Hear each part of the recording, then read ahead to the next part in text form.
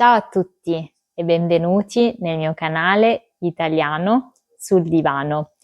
Oggi vorrei parlarvi del carnevale. Prima di addentrarci nel mondo carnevalesco, vi chiedo di iscrivervi al canale e attivare la campanella per non perdere i prossimi video. La parola carnevale deriva dal latino carne levare, che letteralmente vuol dire togliere la carne. Infatti il carnevale è l'ultima festa prima della Quaresima, il periodo di digiuno in cui non si mangia appunto la carne. Nell'antichità questo periodo era il momento in cui si ribaltava l'ordine sociale. Il servo diventava re e il ricco si mascherava da povero. Tutto inizia con gli antichi romani durante i Saturnali. I Saturnali erano la festa più attesa, più amata e più folle dell'antica Roma. Possiamo un po' definirli il nonno del carnevale. Si celebravano in onore di Saturno, dio dell'agricoltura e dell'età dell'oro, in cui gli uomini erano felici, senza classi sociali, liberi, non c'era la guerra.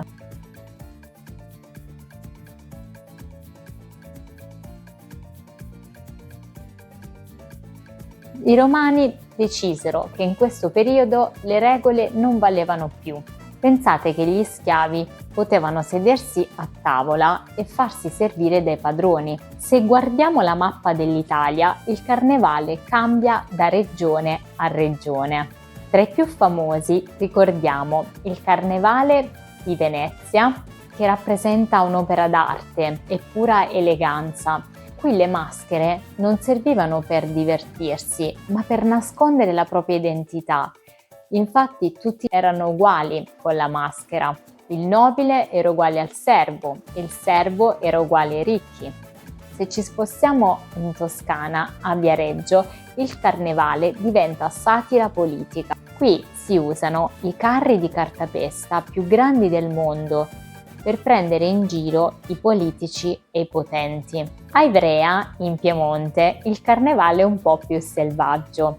Si celebra la battaglia delle arance, in cui la gente si tira le arance per strada per ricordare un'antica rivolta popolare.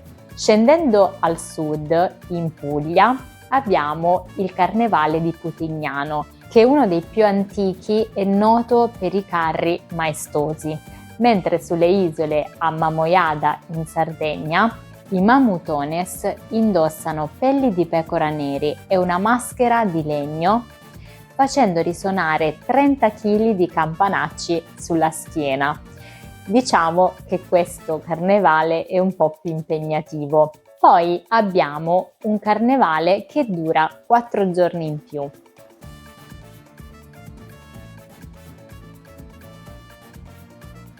A Milano, infatti, in Lombardia, il carnevale non termina il martedì grasso, ma il sabato grasso.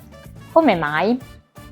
Una leggenda narra che Sant'Ambrogio, il patrono, fosse fuori città per un pellegrinaggio e quindi chiese ai milanesi di aspettarlo per l'inizio della Quaresima. Ma qual è l'origine delle maschere? Risale al 1500 con la commedia dell'arte, in cui le maschere non rappresentavano solo un modo di travestirsi, ma dei veri e propri caratteri.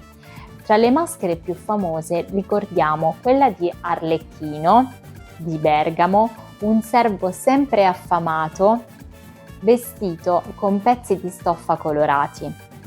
A Napoli troviamo Pulcinella, che rappresenta l'ironia di chi non ha nulla ma che se la cava sempre con una battuta.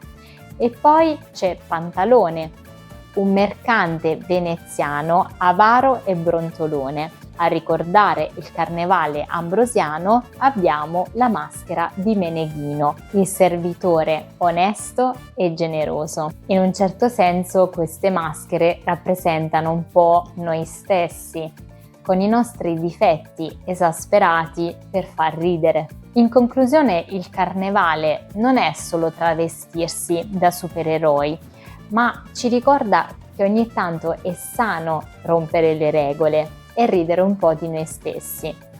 D'altronde, a Carnevale ogni scherzo vale. Ma in Italia non c'è festa senza il cibo. Il dolce tipico di questo periodo ha nomi diversi in ogni regione. In Lombardia si chiamano chiacchiere, in Toscana cenci, in Piemonte bugie, in Veneto galani.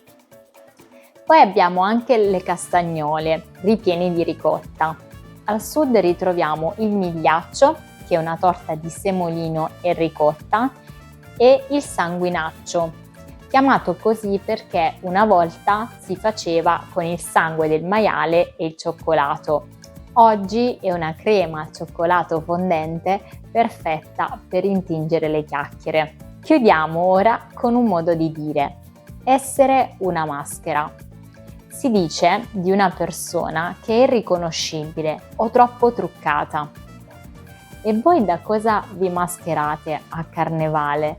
Fatemelo sapere nei commenti, sono molto curiosa di saperlo. Ci vediamo al prossimo video. Ciao!